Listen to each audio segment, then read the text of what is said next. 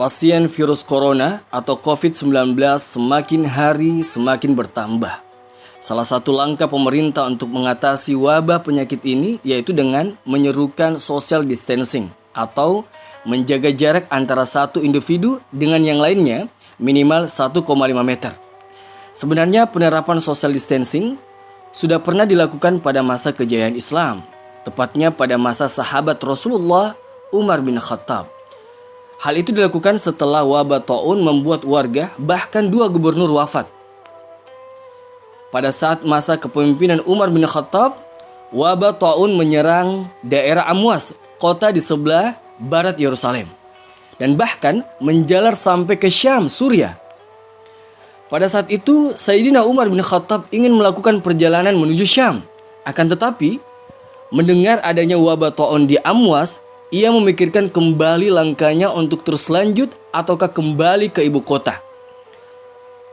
Singkat cerita, setelah melakukan perundingan yang panjang dengan para sahabat, ia akhirnya memutuskan kembali ke ibu kota Madinah Al-Munawwarah.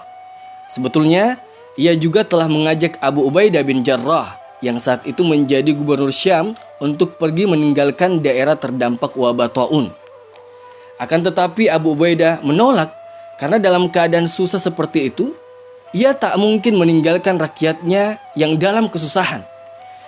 Hingga akhirnya beberapa waktu kemudian Abu Ubaidah harus meninggal karena wabah taun tersebut. Sepeninggal Abu Ubaidah, Mu'az bin Jabal menggantikannya.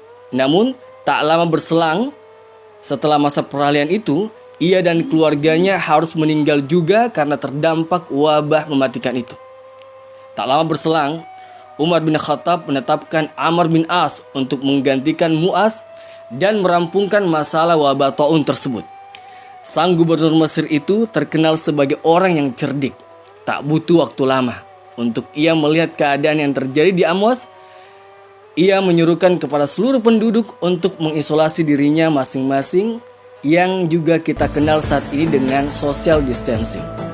Sahabat Khair Channel sekalian, ya, makanya social distancing ini sangat efektif ya untuk mencegah virus corona yang kita hadapi sekarang ini.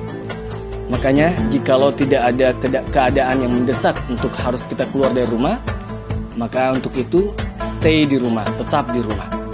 Dan jangan lupa untuk juga menekan tombol loncengnya agar channel ini semakin berkembang dan terus berkembang.